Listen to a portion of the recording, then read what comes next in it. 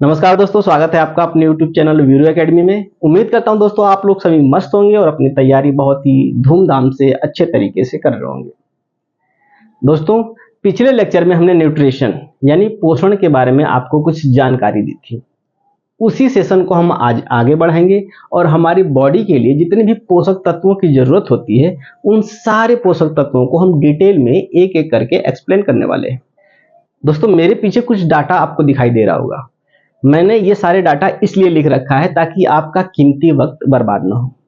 English में एक कहावत है कि time is money and only you have depend to how to spend it. दोस्तों, समय मूल्यवान है और उस समय को आपको डिसाइड करना है कि इस मूल्यवान समय को हम कहाँ इन्वेस्ट कर रहे हैं। तो आपका ज़्यादा समय बर्बाद ना हो, इस वजह से मैंने इन सारी चीज़ों को लिख रखा है। बस एक्सप्लेन करते हुए चलेंगे। तो सीधी बात, नो बकवास, हम चलते हैं टॉपिक पे। पहला जो पोषक तत्व है वह है कार्बोहाइड्रेट। कार्बोहाइड्रेट को इंग्लिश में और हिंदी में दोनों में क्या कहते हैं? कार्बोहाइड्रेट ही बोलते हैं। ठीक है दोस्तों, जो कार्बोहाइड्रेट है यह एक जैविक यौगिक है। जैविक यौगिक इसलिए क्योंकि यह जीवों के अंदर मौजूद या जीवों के अंदर पाया जाता है, इस वजह से इसको क्या कहते हैं? जैविक यौगिक कहते हैं। यहां तक क्लियर? ठीक है। यदि फॉर्मूला की बात करें तो CnH2ON यह इसका फॉर्मूला है, जहां N क्या है? Number of molecules. यदि हम यहाँ पे N बराबर 6 रखते हैं तो इसका फॉर्मूला हो जाएगा C6H12O6। इसके अंदर कार्बन, हाइड्रोजन और ऑक्सीजन का मिश्रण होता है। किसके अंदर? कार्बोहाइड्रेट के अंदर। ठीक है। यदि इसके फंक्शन की बात करें दोस्तों, तो यह ऊर्जा का मुख्य स्रोत होता है। कार्बोहाइड्रेट ऊर्जा का मुख्य स्रोत होता है। क्यों? क्योंकि यह इंस्टेंट यानी तुरंत ऊर्जा प्रदान करता है हमारे बॉडी को। जैसे हमने कुछ खाया तो उसके बाद वो डाइजेस्ट होगा, फिर इसके बाद फिर एब्जॉर्प्शन होगा, फिर उसके बाद हमें एनर्जी मिलेगी। और सबसे ज्यादा और सबसे तेज एनर्जी प्रोवाइड करने का काम कौन करता है? यही कार्बोहाइड्रेट करता है। ठीक है, आगे बढ़े। दूसरा इसका फंक्शन होता है कोशिका की संरचना में सहायक। कोशिका की संरचना में सहायक इसलिए कहा गया है दोस्तों, जो यूकैरियोटिक सेल होता है उसके अंदर प्लांट सेल और एनिमल सेल दोनों आ जाते हैं। प्लांट सेल के ऊपर जो ऊपर वाली जो सेल वॉल होता है जिसे कहते हैं कोशिका भित्ति। जो कोशिका भित्ति होता है दोस्तों, वह एक विशेष प्रकार के कार्बोहाइड्रेट का बना होता है जिसे कहते हैं सेलुलोज। क्या कहते हैं? सेलुलोज। तो सेलुलोज जो बना होता है दोस्तों, वह कार्बोहाइड्रेट का ही बना होता है और वो क्या करता है? एक प्रकार का निश्चित शेप देता है। किसको? कोशिका को। तो कोशिका की संरचना में सहायक होता है। ठीक है, क्लियर है? अब बात करें ग्लाइकोजन के रूप में ऊर्जा भंडारण। दोस्तों, पिछले लेक्चर में जब मैं लीवर वगैरह पढ़ा रहा था तो वहां पे आपने देखा होगा कि जो एक्स्ट्रा ग्लूकोज है उसको ग्लाइकोजन के फॉर्म में लीवर में स्टोर कर दिया जाता है। और जब भी ऊर्जा की अधिक आवश्यकता होगी तो उस वक्त इसी ग्लाइकोजन को ग्लूकोज में तोड़ के एनर्जी प्रोवाइड कर दिया जाता है। तो ग्लूकोज क्या है? एक प्रकार का कार्बोहाइड्रेट ही है। तो ग्लाइकोजन के रूप में ऊर्जा भंडारण कहाँ होता है? ह्यूमन बॉडी के लीवर में होता है। बात करें यदि इसके टाइप की, तो यह मुख्य रूप से 3 प्रकार के होते हैं और इन तीनों के बारे में हम जान लेते हैं। सबसे पहला होता है मोनोसेक्राइड। मोनोसेक्राइड में सिंपल शुगर आ जाते हैं जिसके अंदर ग्लूकोज और फ्रक्टोज आ जाते हैं।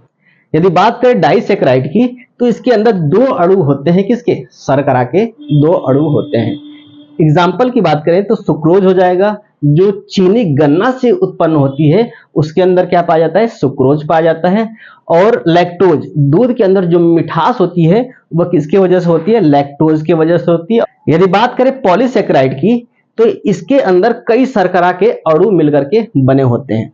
यदि एग्जाम्पल की बात करें तो स्टार्च, सेलुलोज और ग्लाइकोजन आ जाते हैं पॉलीसेक्राइड के अंदर। ठीक है दोस्तों, यह हमारे शरीर के ईंधन की तरह काम करता है। जैसे किसी भी चीज को गर्म करने के लिए ईंधन की आवश्यकता होती है, उसी तरह हमारे बॉडी को गर्म करने के लिए यानी एनर्जी देने के लिए किसकी आवश्यकता होती है? कार्बोहाइड्रेट की। उम्मीद करता हूं दोस्तों कार्बोहाइड्रेट आपको समझ में आ गया होगा। चलिए अब जान लेते हैं दूसरे पोषक तत्वों के बारे में कुछ जानकारी। दूसरा पोषक तत्व है फैट यानी वसा।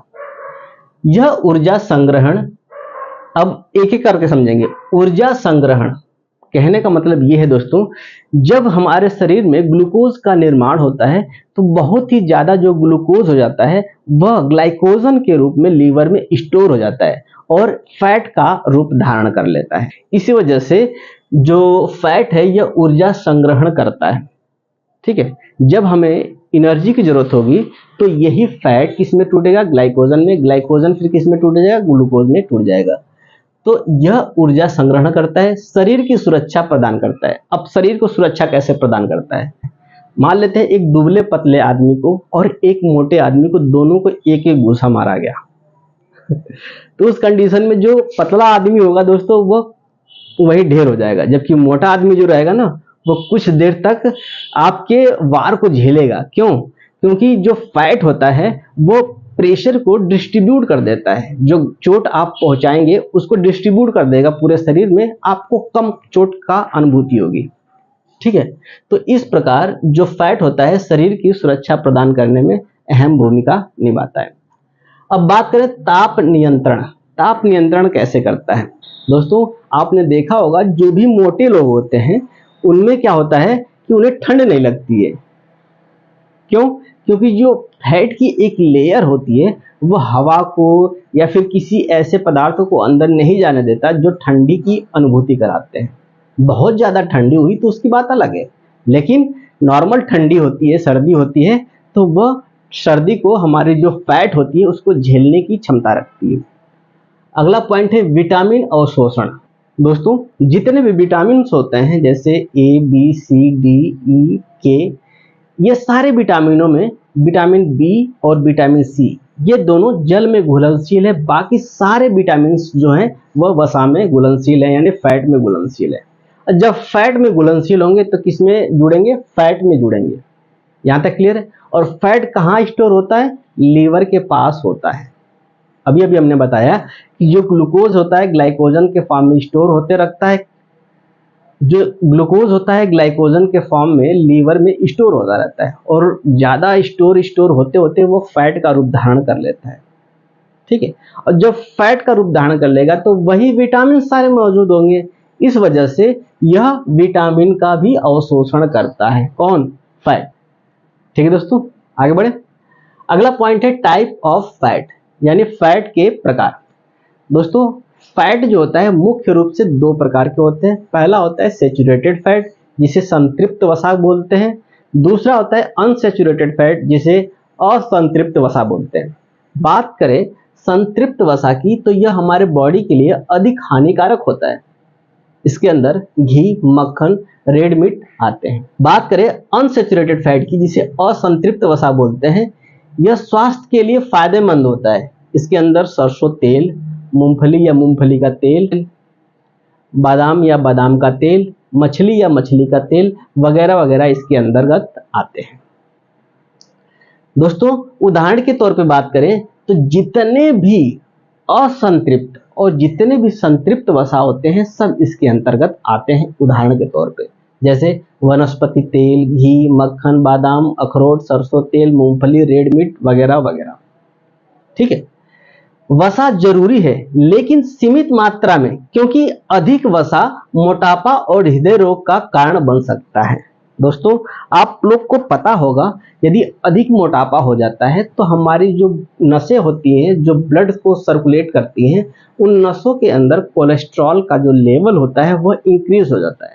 और कोलेस्ट्रॉल क्या होता है दोस्तों, एक प्रकार का वसा होता है जो कि नसों में भर जाती है, जिसकी वजह से जो ब्लड का फ्लो होता है वह रुक जाता है, और ब्लड के फ्लो रुकने की वजह से हृदय पे बहुत ही ज्यादा प्रेशर उत्पन्न होता है। किसके ऊपर? हृदय के ऊपर। और हृदय के ऊपर प्रेशर उत्पन्न होने की वजह से वह झटके से उस नस को खोलता है, उस कोलेस्ट्रॉल को हटाता है, और जो हृदय होता है उसमें बहुत ज्यादा पेन होता है जिसे कहते हैं हार्ट अटैक। और बहुत ज्यादा एक या दो से बार ज्यादा हार्ट अटैक हुआ तो आदमी मर भी सकता है, कभी कभी एक ही बार में आदमी मर जाता है। तो दोस्तों यह अधिक कोलेस्ट्रॉल जमा होने की वजह से ये घटनाएं होती है। कभी कभी ज़्यादा सोचने या ज़्यादा टेंशन लेने की वजह से जो ब्लड प्रेशर होता है वो हाई हो जाता है, कभी कभी इसके वजह से भी होता है। यहाँ तक क्लियर? आगे बढ़े। अगला जो पोषक तत्व होता है दोस्तों, उसे कहते हैं प्रोटीन। प्रोटीन शरीर की वृद्धि और शरीर की मरम्मत के लिए अति आवश्यक होती है। जितने भी एंजाइम होते हैं, हार्मोन्स होते हैं, एंटीबॉडीज होती हैं, वह किसकी बनी होती है? प्रोटीन की ही बनी होती है। ठीक है, यहाँ तक क्लियर? आगे बढ़े। यदि प्रोटीन की स्रोत की बात करें तो शाकाहारी स्रोत होता है और मांसाहारी स्रोत होता है। बात करें यदि शाकाहारी स्रोत की, तो इसके अंतर्गत दाल, सोयाबीन, दही, पनीर, दूध, चना आदि इसके अंतर्गत आ जाते हैं। बात करें मांसाहारी स्रोत की, तो इसके अंतर्गत अंडा, मछली, चिकन, मीट आदि सब आते हैं। बिना प्रोटीन शरीर की मरम्मत और विकास संभव नहीं है। यानी शरीर की मरम्मत और विकास यदि आपको करना है तो आपको प्रोटीन लेना बहुत ही आवश्यक हो जाता है। तो दोस्तों ये रहा वो पोषक तत्व जो हमारी बॉडी को अति आवश्यक है। बाकी जो पोषक तत्व हैं उनके बारे में हम कल अध्ययन करेंगे। तो आज के लिए बस इतना ही, मिलेंगे कल नए उमंग, नए तरंग और नए जोश के साथ। तब तक के लिए जय